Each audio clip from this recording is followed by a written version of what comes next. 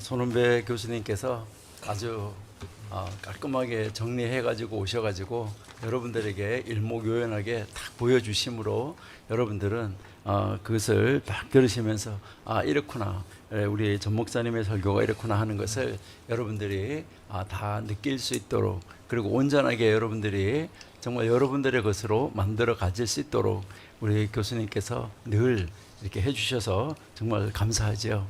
네, 오늘 우리 다니엘 7장을 보는데 이것도 역시 다니엘에게 있어서 최고의 관심은 뭐 이방 나라도 중요하지만은 어떤 것보다도 더 중요한 것은 바로 다니엘의 최고의 관심은 자기들이 포로로 잡혀 있기 때문에 포로로 잡혀 있는 우리나라, 우리 민족 어떻게 되느냐, 여기에 이제 관심이 있는 것이죠. 그래서 거기에 관심이 있는데 하나님은 다니엘에게 이것을 가르쳐 주시는데, 아까 우리 손은배 교수님 말씀하신 대로 동물이나 왜 이렇게 또 아니면은 동상이나 이런 것을 가지고 이야기를 할까 하는 것을 우리 말씀해 주셨는데요. 여러분들이 에스겔 한번 보실까요? 29장, 에스겔 29장 3절에서 5절. 너는 말하여 이르기를 주 여호와의 말씀에 애굽 왕 바로야, 내가 너를 대적하노라. 너는 자기의 강들 중에 누운 큰 악어라. 스스로 이르기를 내 이 강은 내 것이라, 내가 나를 위하여 만들었다 하는도다. 4절. 내가 하나님이죠. 갈고리로 내 아가미를 꿰고, 네가 힘이 있다고 하는데 내 강의 고기로 내 비늘에서 붙게 하고, 내 비늘에 붙은 강의 모든 고기와 함께 너를 내 강들 중에서 끌어내고, 그 다음에 5절. 너와 내 강의 모든 고기들 들에 던지리니 내가 지면에 떨어지고 다시는 거두거나 모음을 입지 못할 것은 내가 너를 들짐승과 공중의 새의 식물로 주었다.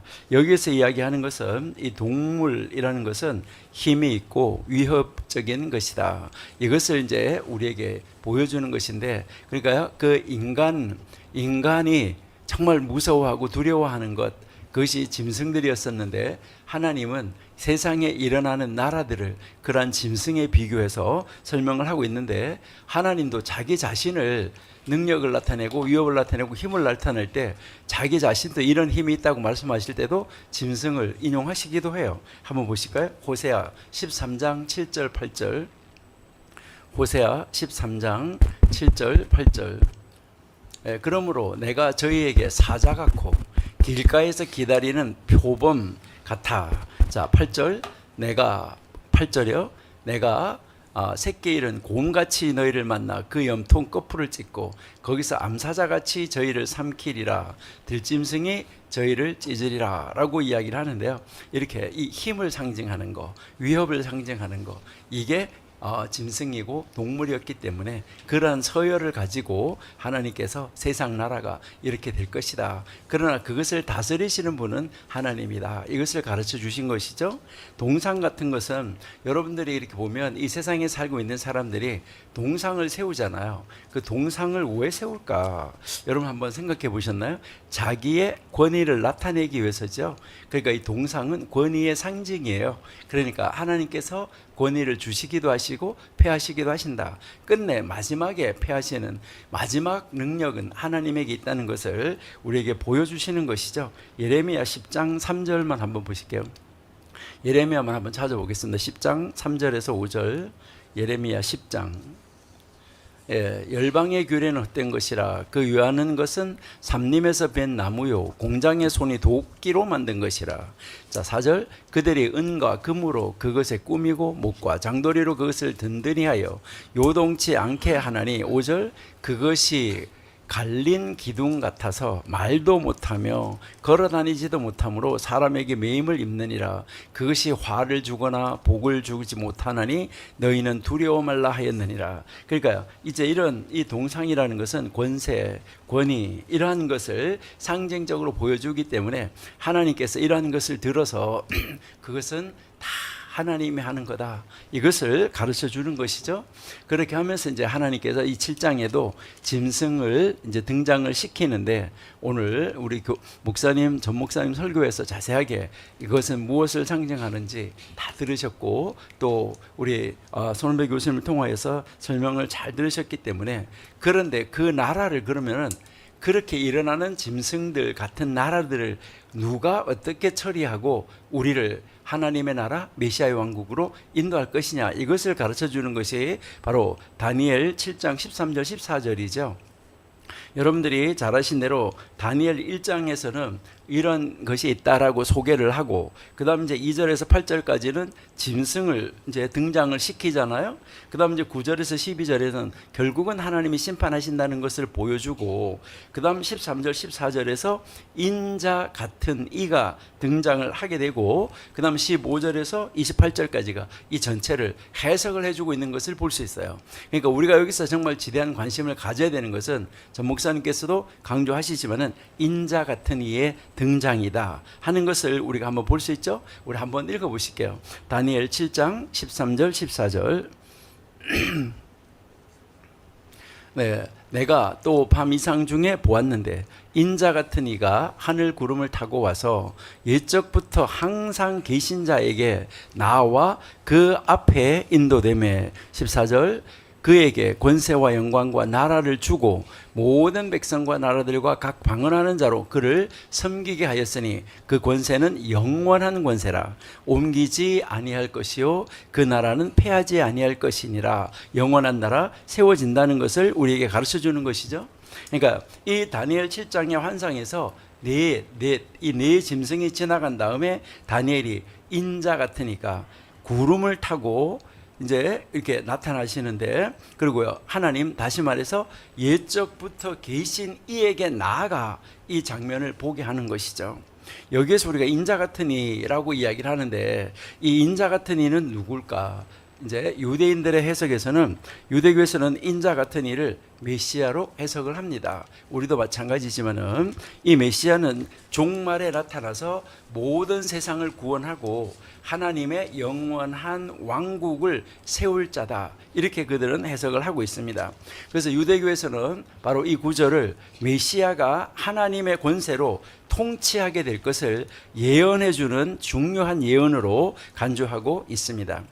물론 우리 기독교에서도 인자 같은 이는 예수님이고, 이 예수님은 신약 성경에서 여러 차례 자기 스스로를 인자라고 부르고 있습니다. 그래서 이 다니엘서의 예언이 예수님에게서 성취되었다라는 것을 우리에게 가르쳐 주고 있죠. 우리가 이제 그 마태복음 24장 30절에 보면 그때 인자의 징조가 하늘에서 보이겠고, 바로 인자의 징조가 보인다라고 이야기를 하고, 또 쭉 가서 보면 그들이 인자가 구름을 타고 능력과 큰 영광으로 오는 것을 보리라라고 말씀을 했죠. 그래서 예수님은 자신을 인자라고 불렀어요. 요한계시록 1장 13절에도 촛대 사이에 인자 같으니 라고 이야기를 하고 있죠. 그러니까 발에 끌리는 옷을 입고 라고 말씀하시는데, 이것처럼 요한계시록에서도 인자 같은 이가 등장을 해서 이는 바로 심판자이자 구원자, 구세주다라는 것을 우리에게 가르쳐 주고 있죠. 네. 그리고 그러면은 여기에서 이제 이것은 바울도 이것을 인자 같은 일을 해석을 하는데, 지난주에 우리 김철원 교수님께서 말씀을 해주셨고, 오늘도 이 바울 신학에서 정확하게 가르쳐 주실 것이라고 생각을 하고요.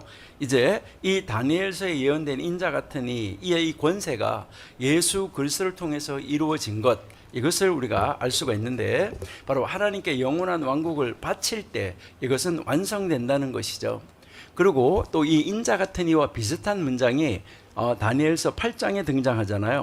다니엘서 8장 15절 17절에서도 여러분이 보시면은 사람 같은 이 사람이죠. 사람. 이제 사람이라고 나오는데, 여기에서 이 사람 같은 이는 물론 그 문장 안에서는 가브리엘이라는 천사로 해석할 수가 있습니다. 거기서 가브리엘은 다니엘에게 환상의 의미를 알려주고, 이제 이 다니엘서 8장 전체는 페르시아와 그리스 제국의 흥망을 예언한다라는 것을 가르쳐 주는 것이죠. 이렇게 사람 같으니까 다니엘에게 하늘의 계시를 전달해주는 천사적 존재로 이렇게 존재하고 있는 것을 볼 수 있습니다.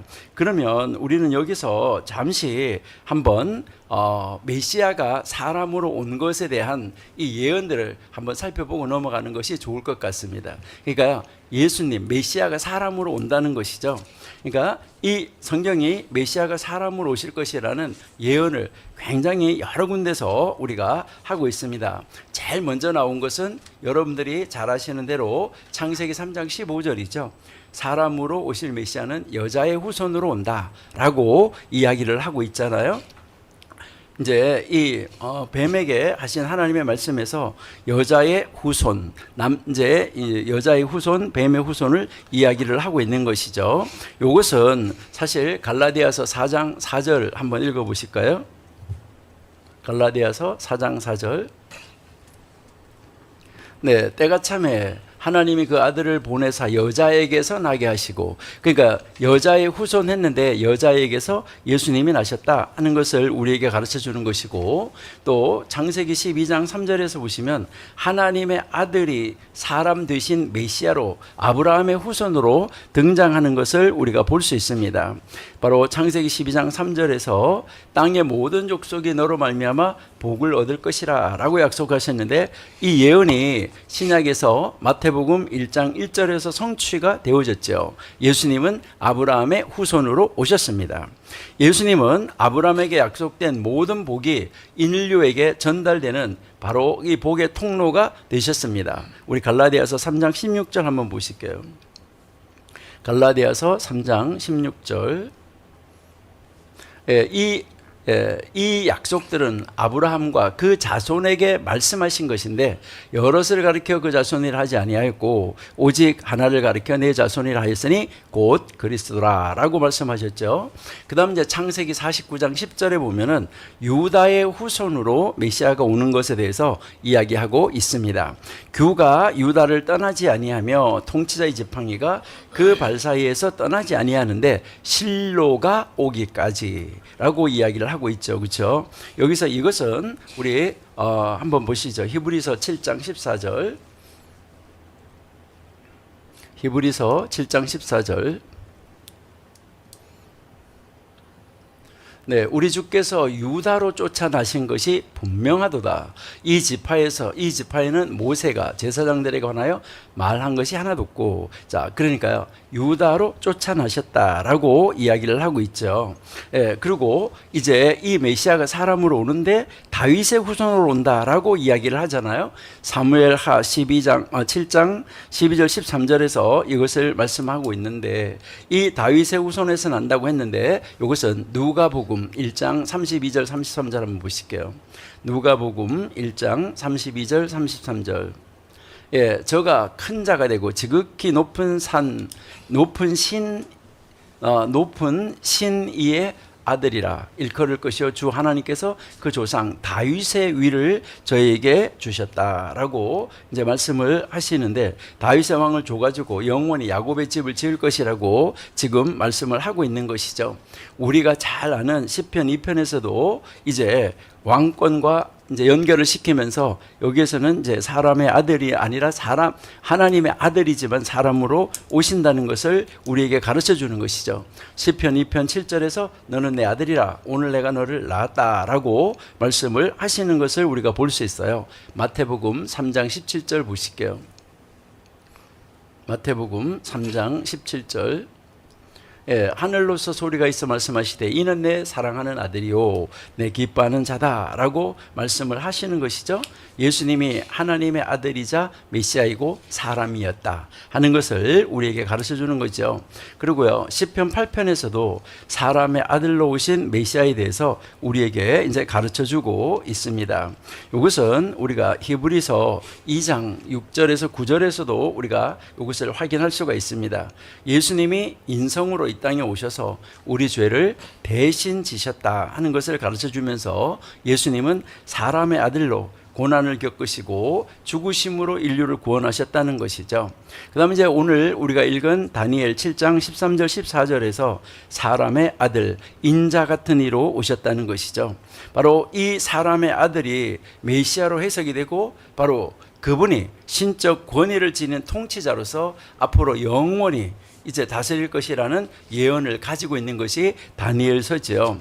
이 예언이 신약에서 예수님께서 스스로 하나님의 이제 이 바로 자기가 사람의 아들이라고 불렀던 것을 우리가 알 수가 있는데요. 마태복음 26장 64절 한번 보실게요. 마태복음 26장 64절. 예수께서 가라사대 네가 말하였느니라. 그러나 내가 너희에게 이르노니 이후에 인자가, 여기서 인자가 권능의 우편에 앉는 것, 하늘 구름을 타고 오는 것, 이것을 너희가 보리라 라고 이제 말씀을 하신 것이죠. 바로 이 말씀이 다니엘 7장의 예언을 완전히 성취하시는 선언이고, 예수님이 메시아이자 인류의 구속자다 하는 것을 우리에게 가르쳐 주고요. 그리고 다니엘 8장 10장에서 사람으로 오신 메시아가 신적 권세를 가지고 있다는 것을 우리에게 가르쳐 주고 있습니다. 그러니까 사람과 같은 이가 등장을 하는 것이죠. 그러니까 다니엘 8장 15절 17절에서도 사람의 모습과 같은 이가 계시를 전달하는 장면이 나오고 있습니다. 이것이 바로 이 메시아의 신성, 인성 모두 나타내는 하나의 예언이다라고 우리가 볼 수가 있는데요. 이것은 우리가 잘 아는 요한복음 1장 14절에서 말씀이 육신이 되어 우리 가운데 거했다는 말씀을 통해서 그분이 바로 사람으로 오셨지만 동시에 신적 권위를 가지고 있었다 하는 것을 우리에게 이제 가르쳐 주는 것이죠. 이것은 아까 우리가 읽었었는데 마태복음 26장 64절에서 예수님이 바로 사람의 아들로서 칭함이었었고, 또 요한복음 1장 51절에서 하늘이 열리고 하나님의 천사들이 인자 위에 오르락내리락 한다라고 말씀하셨죠. 그러니까 예수님이 하늘과 땅을 잇는 중보자로서 메시아적 사람의 아들이었다는 것을 가르쳐 주고요. 또 마태복음 8장 20절에서 예수님은 인자가 머리 둘 곳이 없다라고 말씀을 하셨고, 마가복음 10장 45절에서 인자가 온 것은 섬김을 받으러 온 것이 아니다. 이렇게 이 다니엘서 7장에 영광 중에 오실 사람의 아들이 고난을 통해서 인류를 구속할 메시아로 오신다는 것을 정확하게 이제 가르쳐 주고 있다 하는 것을 우리가 볼 수가 있습니다. 여기에서 우리가 사도행전 7장 56절이 생각나시죠? 한번 읽어 보실까요? 사도행전 7장 56절.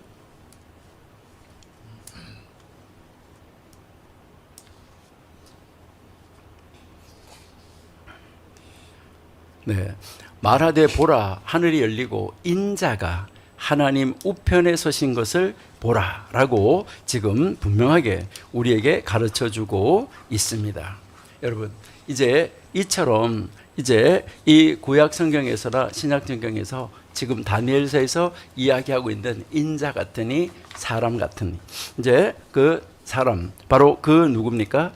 이제 이 부분이 하나님, 예수님 메시아다라는 것을 우리에게 가르쳐 주는 것이죠. 이것은 지난주에 우리가 이야기를 했던 사람의 손으로 이제 의지하는, 사람의 손이 손으로 하지 않은, 바로 우리가 손대지 않은 돌, 이것이 바로 메시아였다 하는 것과 마찬가지죠. 그리고 다니엘 9장 25절에서도 그러므로 너는 깨달아 알지니라 예루살렘을 중건하라는 영이 날 때부터 기름 부음을 받은 자, 여기에 기름 부음을 받은 자 바로 누굽니까? 메시아 예수님이다 하는 것을 우리가 알 수가 있고, 이사야 9장 6절에서도 한 아기가 우리에게 낳고 라고 이야기를 하면서 영존하는 아버지라, 또 평강의 왕이라 할 것임이라라고 우리에게 가르쳐 주고 있습니다. 이처럼 이제 이 다니엘서 7장의 환상과 바로 이 인자 같은 이의 이 등장은 세상의 모든 왕국이 하나님의 계획 속에서 결국은 멸망할 것이다. 이것을 가르쳐 주는 것이 바로 짐승이 차례대로 멸망할 것을 가르쳐 준 것이죠. 그 짐승의 권위 권세가 바로 하나님의 영원한 통치가 임할 것을 보여주는 것이죠. 이러한 이 환상은 하나님의 주권, 영원한 왕국, 그리고 이 종말의 메시아적인 통치에 대한 교훈을 우리에게 정확하게 가르쳐주고 있다 하는 것을 우리가 알 수가 있습니다. 그래서 하나님의 주권에서 보면 하나님은 세상의 모든 왕국과 권세를 주관하시는 분이시다. 바로 이 세상의 권력은 하나님 앞에 결국 굴복할 것이다. 이것을 가르쳐주는 것이죠. 그다음에 이제 이 영원한 하나님의 나라는 세상의 왕국들은 아무리 능력 있고 힘이 있어도 시간표가 있다는 것입니다. 바로 이제 시간은 정해져 있다는 것입니다. 일시적인 것인데 하나님의 나라는 영원히 지속된다. 이것을 말씀하는 거죠. 이것은 하나님의 절대적 주권을 우리에게 가르쳐 주는 것인데요. 그러나 여기에서 다니엘을 통해서 가르쳐 주는 것은 이스라엘이라는 나라, 너희의 민족, 고난 중에 희망이 있다는 것입니다. 바벨론 포로 생활 중에 있는 이 유대인들에게 바로 이 다니엘의 이 예언은 정말 큰 희망을 주는 그런 예언이었다는 것이죠. 그들은 결국 하나님의 구속과 메시아적 왕국의 도래를 기다리면서 믿음을 유지할 수 있도록 하나님께서 그들에게 믿음을 주셔가지고 그 어려운 난관을, 그 고난을 이겨낼 수 있도록 하나님이 희망의 메시지를 주셨다는 것입니다. 우리도 이 시대가 어떠한 상황 속에 있을지라도 우리는 오직 바로 그 인자 같으니 사람으로 오신 그 메시아, 이제 예수님 다시 오시면은 영원한 왕국, 그 나라가 온전하게 세워져서 정말 우리에게 그 하나님이 우리와 함께, 예수님이 우리의 신랑 되셔서 바로 예수님과 함께 왕노릇하는 자리로 나가게 되는 그 메시아 왕국은 반드시 도래한다는 이 소망 잃어버리시면 안 됩니다. 다니엘에게 바로 이 동상 또 뭐 이런 짐승, 이런 이 환상을 주신 것이 바로 결국은 다니엘과 그 다니엘의 민족이 포로에 있을지라도 희망을 잃지 않도록 메시아의 나라가 온다는 것을 가르쳐 줬던, 그들에게 소망을 주셨던 것처럼 하나님은 우리에게 소망을 주시는 그 소망을 가지고 끝까지 견디어 이기고 승리하는, 그래서 메시아 왕국에 온전하게 들어갈 것을 소망하고 정말 하나님의 말씀대로 살아가시는 여러분들이 되시기 바랍니다. 예, 변선복 교수님께서